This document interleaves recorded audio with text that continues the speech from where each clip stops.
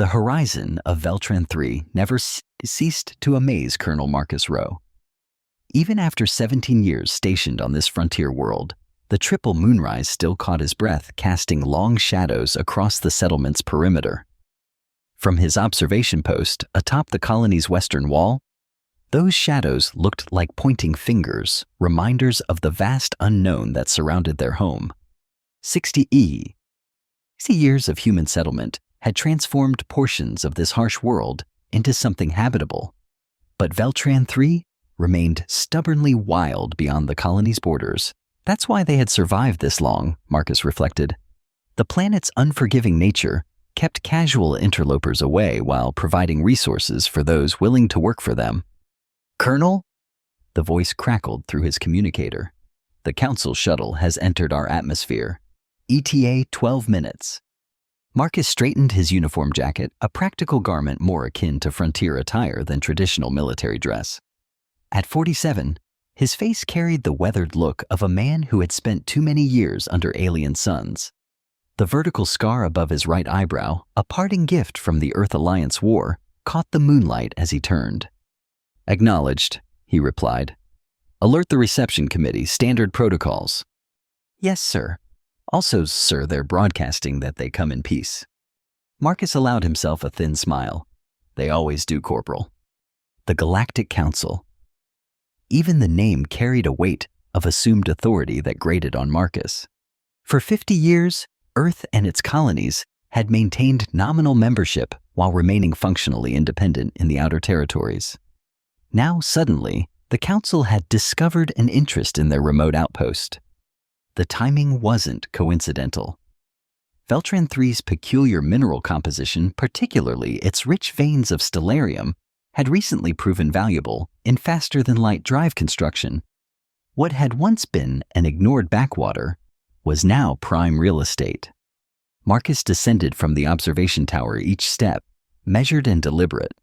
In the courtyard below, his assembled team waited Alira Kwan, the colony's chief engineer, her dark hair pulled back in a practical knot. Jonas Vale, former mercenary and current militia training officer, his posture military rigid, despite civilian clothes.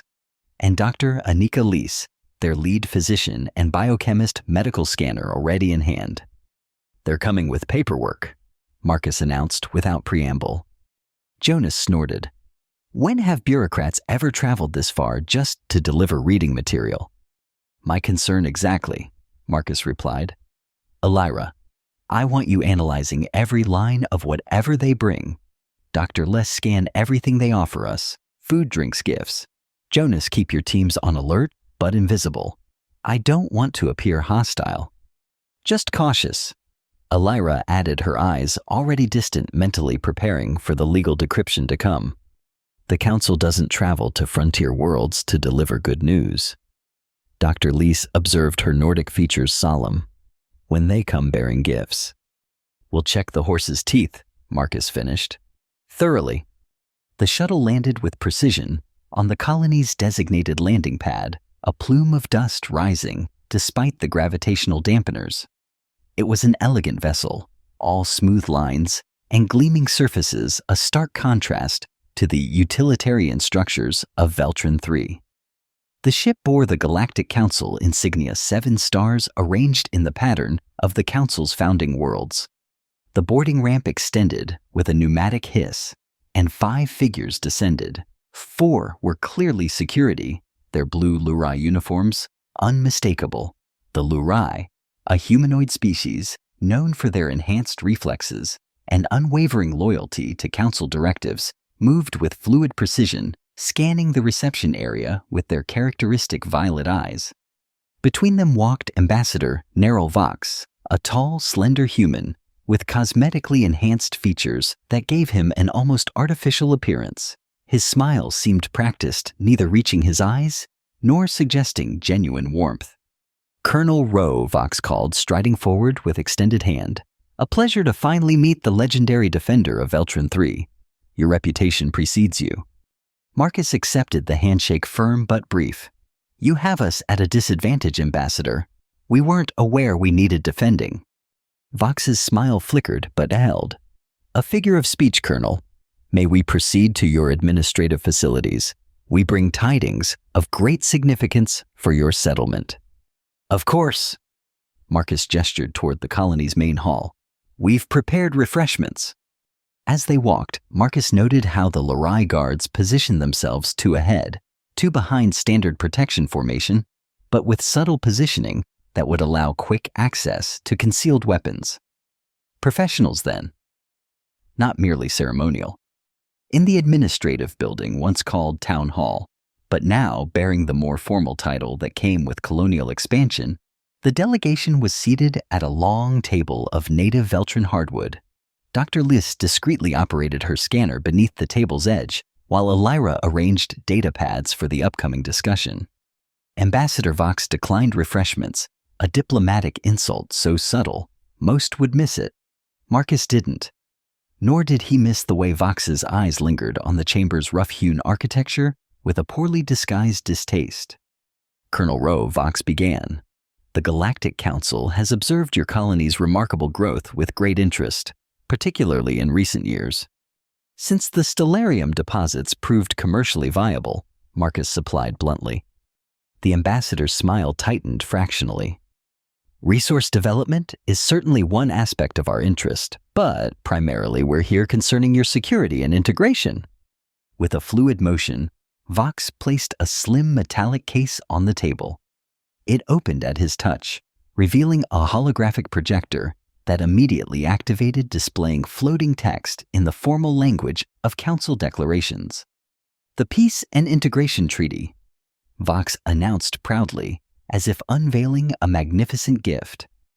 "An opportunity for Veltran 3 to fully join the galactic community with all associated protections and benefits." Marcus leaned forward, scanning the introductory paragraphs. The language was flowery, filled with promises of protection, technological advancement, and prosperity. Too good to be true, which meant it almost certainly was.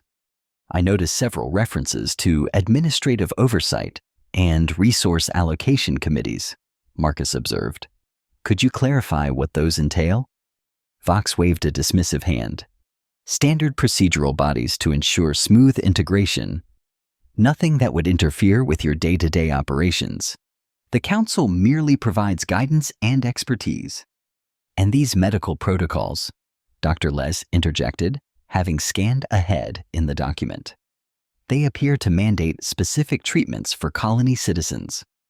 "Preventative measures only," Vox assured them.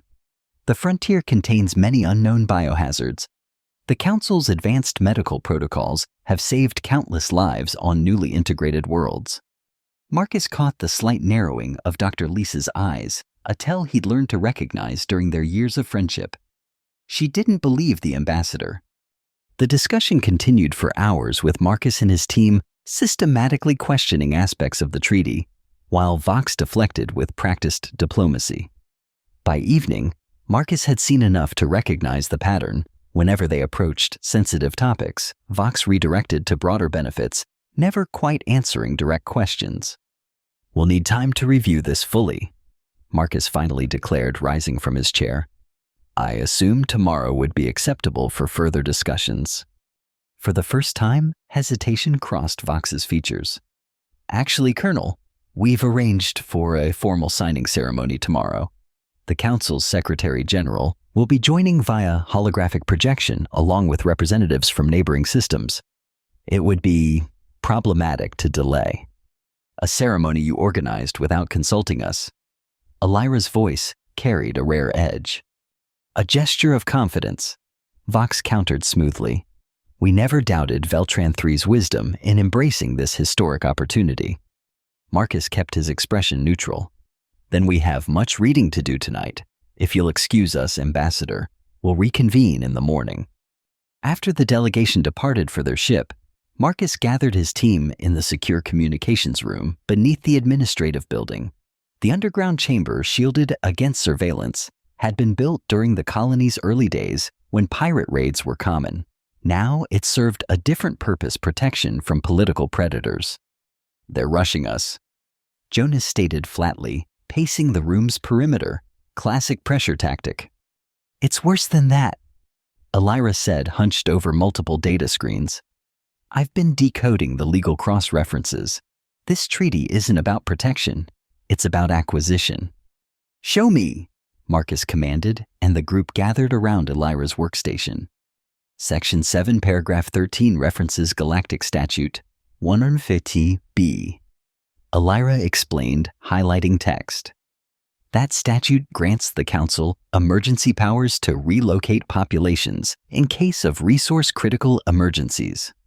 They've buried it, but this treaty would give them legal authority to move us off Veltran 3 if they decide stellarium extraction is too important to leave to colonists.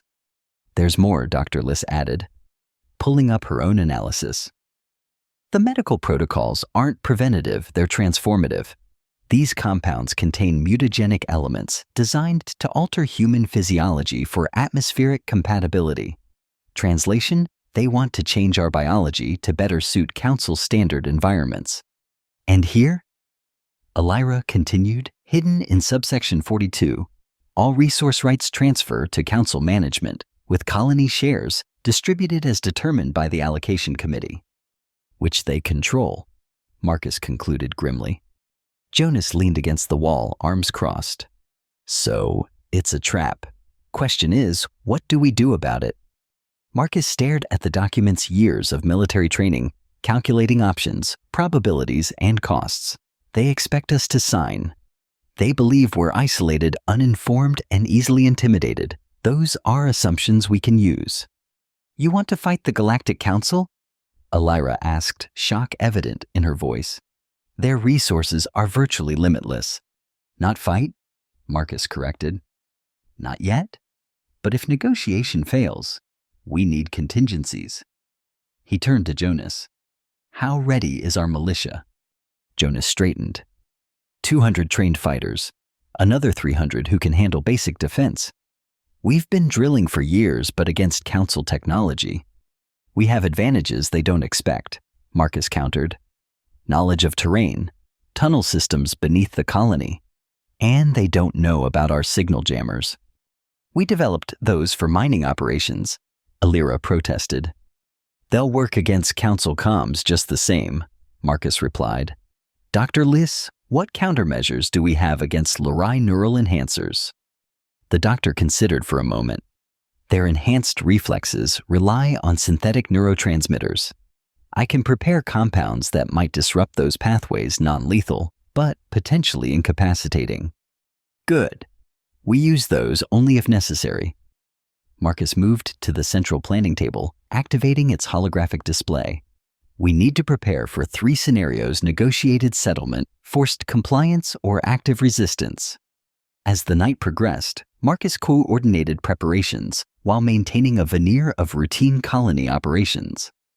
Militia members were quietly activated.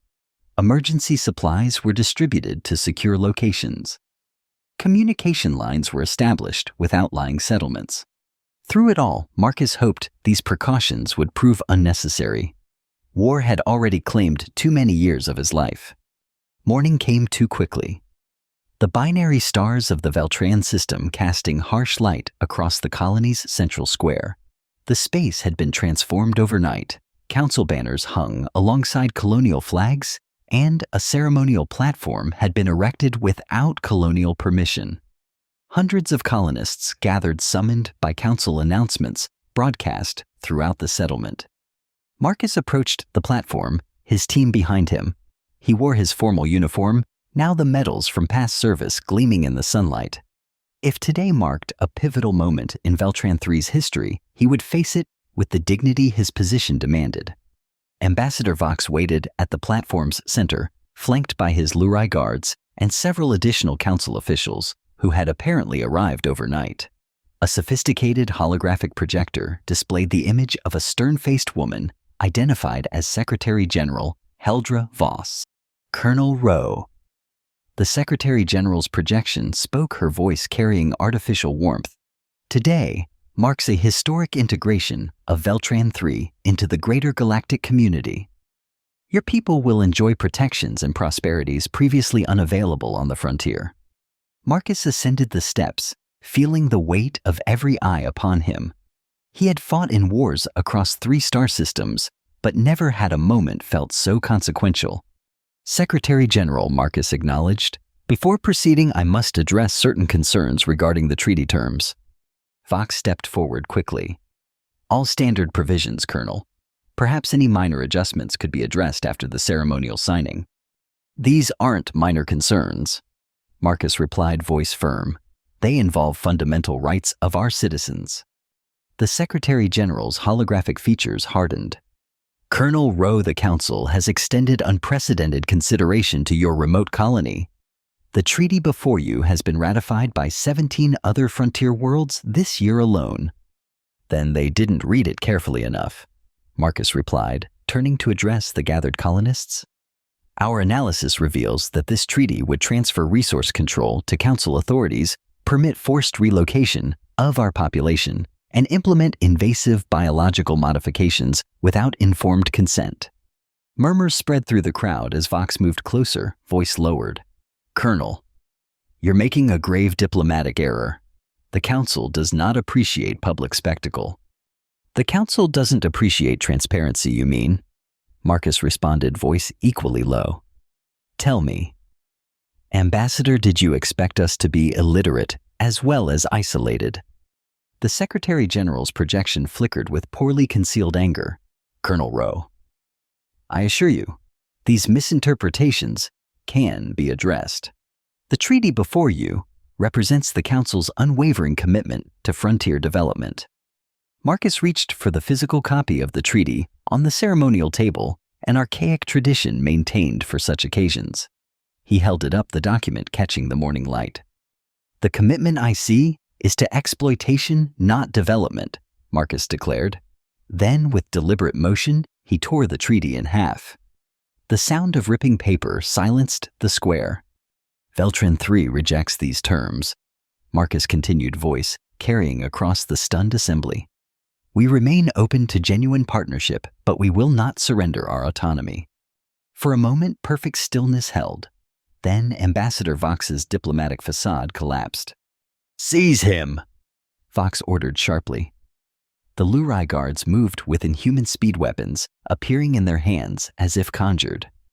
But Marcus had not come unprepared. At his subtle hand signal, colony militia emerged from strategic positions throughout the square. Jonas Vale stepped forward, his own weapon raised. I wouldn't, Jonas advised the nearest Lurai. You're outnumbered 3-1.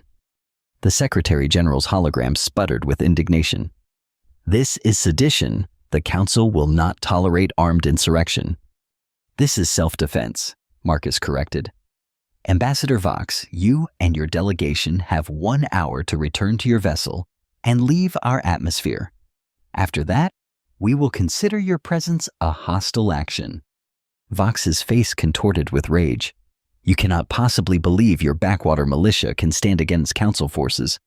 1 battle cruiser could reduce this entire colony to ash. Perhaps, Marcus acknowledged, but first you'd have to communicate with your fleet. On cue, Alira activated her tablet. Throughout the colony, signal jammers hummed to life, creating an electromagnetic barrier around Veltran 3's immediate atmosphere. The Secretary General's hologram disintegrated into static before disappearing entirely. What have you done? Vox demanded, genuine fear breaking through his anger. Exercised our right to control our communication space, Marcus replied. A right specifically protected under Galactic Charter Section 5, which predates your Council's formation and remains binding. The standoff intensified as Lurai guards assessed their tactical position. Marcus could read their calculations. They were outnumbered, potentially cut off from reinforcements, but individually superior in combat capability. This is unnecessary, Marcus told them quietly. No one needs to die today. The lead Lurai's violet eyes narrowed. You have committed an act of war against the Council. We've rejected an unacceptable treaty, Marcus corrected. The war begins only if you choose to start it. For several tense heartbeats, the outcome balanced on a knife's edge. Then a Lurai officer gave a subtle hand signal, and the guards began a strategic withdrawal, weapons still drawn but no longer aimed directly at colonial officials. "This isn't over, Colonel," Vox hissed as his security detail surrounded him.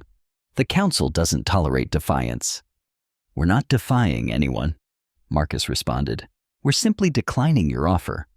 As the delegation retreated toward their shuttle, Marcus maintained his position, aware that the fragile peace could shatter at any moment. When the Council shuttle lifted off without incident, a collective exhalation swept through the assembled colonists. But Marcus knew better. "They'll be back," he told his team quietly, "and they won't come with paperwork next time." His prediction proved accurate sooner than expected. Within 3 hours, colony sensors detected multiple ships decelerating from hyperspace at the system's edge. Council Enforcement Division. Alira reported grimly, reading sensor data in the colony's command center. 2 cruisers, at least a dozen smaller craft, troop carriers most likely. Jonas whistled low. They didn't waste any time. "They can't afford to," Marcus replied. "If word spreads to other colonies about what happened here, the Council risks widespread resistance. They need to make an example of us quickly." "We can't possibly win a direct confrontation," Dr. Lees pointed out, ever practical. "No," Marcus agreed. "But we don't need to win. We just need to make victory too costly." He activated the command center's main display.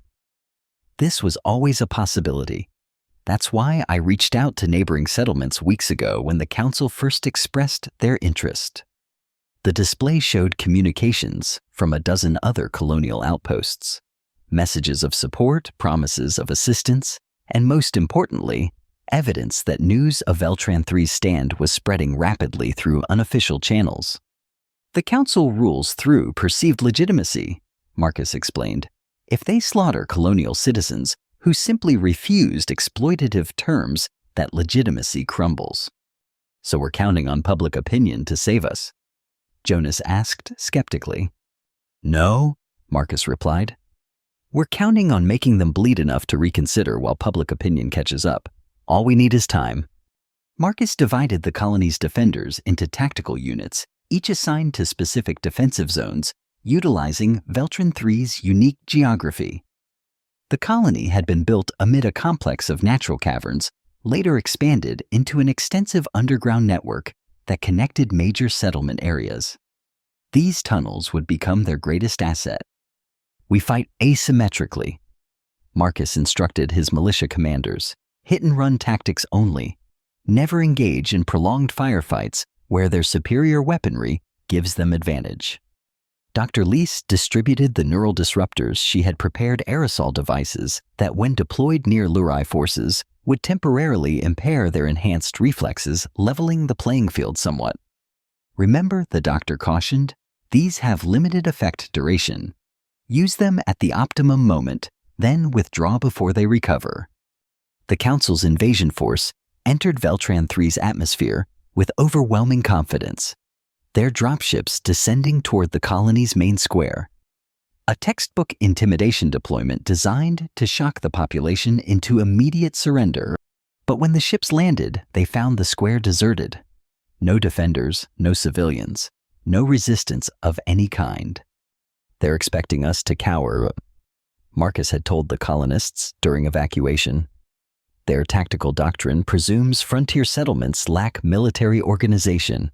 That presumption is our advantage."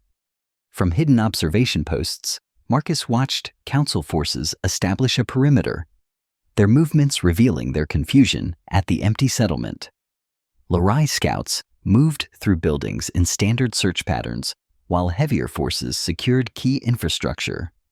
Marcus waited until the Council commander, a Lurai Captain Marcus recognized from intelligence briefings as Tazar Vrax, established his command post in the Colonial Administrative Building. Then he gave the signal. Throughout the settlement, carefully positioned explosive charges detonated not at Council positions, but at strategic structural points. Buildings didn't collapse. Instead, carefully engineered breaches opened in walls and floors, revealing the tunnel network beneath. Simultaneously, electromagnetic pulse devices activated, temporarily disabling Council communications. "Now," Marcus ordered through the colony's secure channel. militia teams surged from tunnel entrances, engaging Council forces briefly before disappearing back underground. The attacks weren't designed to defeat the invaders, only to disorient them, to fragment their formations, and draw them into unfamiliar territory where their superior technology offered less advantage. In the command center below, Marcus tracked the pattern of skirmishes, adjusting deployment as needed. Team 3 withdraw to Junction B. Team 7 prepare for engagement at Sector 4. Their captain is moving reinforcements to the Western Quadrant. Jonas reported monitoring surveillance feeds. Good? Marcus nodded. Spring the bait trap. In the Western Quadrant, Council forces followed fleeing militia into what appeared to be a defensive position. As they advanced, pressure plates beneath the streets activated magnetic disruptors devices originally designed to locate stellarium deposits, but now repurposed to disable Council energy weapons. The resulting chaos allowed militia fighters to engage in close-quarters combat, where their familiarity with the environment negated the Lurai's physical advantages.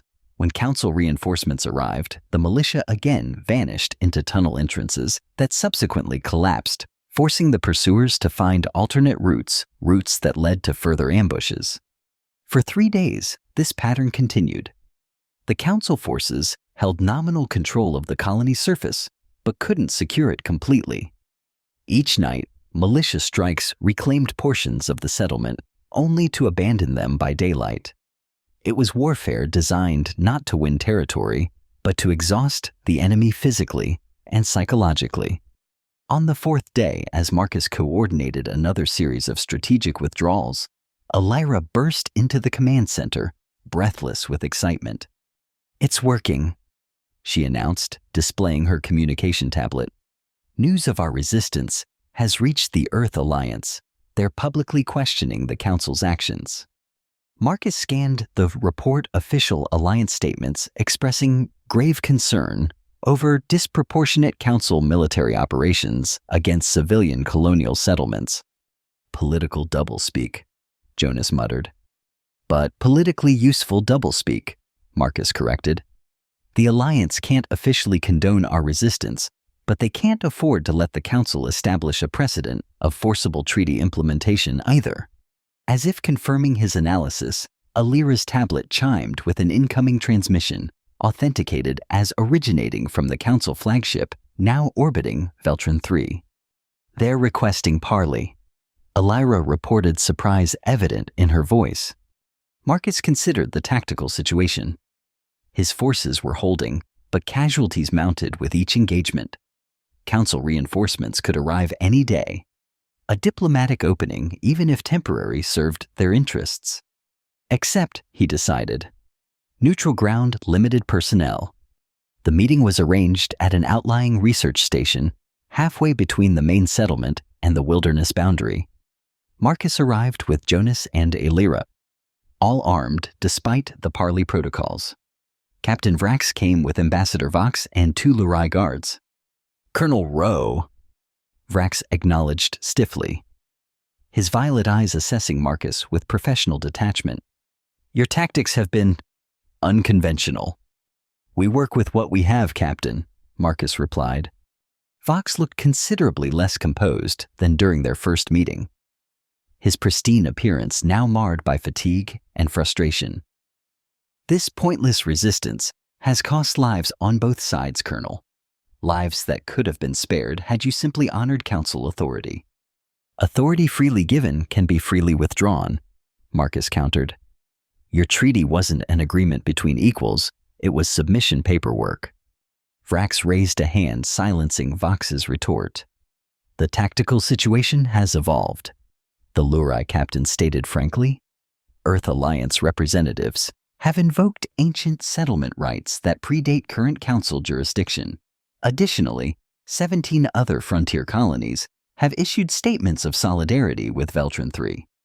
"Which changes nothing," Vox interjected hastily. "The Council's position remains legally unassailable."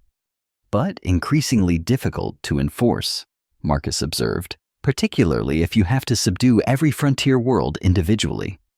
a silence fell as the fundamental reality settled over the gathering. The Council could crush Veltran III eventually, but the cost in resources, political capital, and potential resistance elsewhere had become prohibitively high. The Council, Vrax finally continued, proposes a revised approach, withdrawal of military forces in exchange for resumption of diplomatic relations at a later date. Saving face, Elira murmured beside Marcus. Terms, Marcus asked directly. Council forces withdraw completely. Colony leadership remains unchanged. Future resource negotiations to be conducted through Earth Alliance intermediaries. Vrax recited the points with military precision. And Veltran III's autonomy, Marcus pressed. Vox's expression soured further, but Vrax nodded once. Recognized under pre-council colonial statutes. It wasn't complete victory. The council would return eventually, with different tactics, but it secured their immediate freedom and established a critical precedent for other frontier worlds. Acceptable, Marcus agreed, with one addition: formal acknowledgement that the original treaty was withdrawn by council representatives following consultation with colonial leadership. Rewriting history? Vox asked incredulously. Providing you diplomatic cover, Marcus corrected. Your superiors need a narrative that doesn't include colonial defiance becoming public knowledge. Vrax's expression remained impassive, but something like reluctant respect flickered in his violet eyes. Agreed. The withdrawal began that same day. Council ships lifted from Veltran III's surface, while diplomatic announcements described a successful conclusion to treaty consultations and mutual agreement to pursue alternative cooperation frameworks. Standing again on the western wall as the last council vessel disappeared into Veltran III's upper atmosphere, Marcus allowed himself a moment of quiet satisfaction. Beside him, Jonas cleaned his service weapon with methodical precision. Think they've learned their lesson? Jonas asked, not looking up from his task. The council, no. Marcus replied honestly. But they've learned we're not as weak as they presumed. That knowledge will spread. What happens when they return with a different approach? Elira asked, joining them at the wall. We'll be stronger by then, Marcus said, and not alone. His communicator chimed with an incoming transmission. The identification code surprised him. Earth Alliance Central Command, a channel unused since his retirement from active service. The message was brief but significant. An invitation to represent frontier colonial interests in a newly formed autonomy alliance. A coalition of settlements insisting on self-governance while maintaining ties to Earth. When Dr. Liss found him later that evening, Marcus was still at his post, watching the last light fade from Veltran III's rugged horizon. The medical center reports all wounded stable, she informed him. Remarkably low casualties considering what we faced. We were lucky, Marcus acknowledged, and prepared. Not just lucky, the doctor countered. Well led. She hesitated before continuing. The council will tell their version of what happened here, about how we misunderstood their benevolent intentions. Marcus nodded, hand unconsciously moving to the weapon at his hip, a habit formed through decades of vigilance. Let them tell whatever story helps them sleep. The frontier knows the truth. He gazed out at the settlement below, where lights flickered on against the gathering darkness. Homes and workshops, community centers and schools. Everything they had built together, everything they had just fought to preserve. They thought we were bluffing, Marcus said quietly. Now they know a frontier colonist's word is worth blood. In the growing darkness, the first of Veltran III's 3 moons crested the horizon, casting long shadows once again across the colony's perimeter. Tonight, those shadows no longer looked like accusatory fingers to Marcus. They resembled something else entirely. Bridges extending outward, connecting their small world to others across the darkness of space.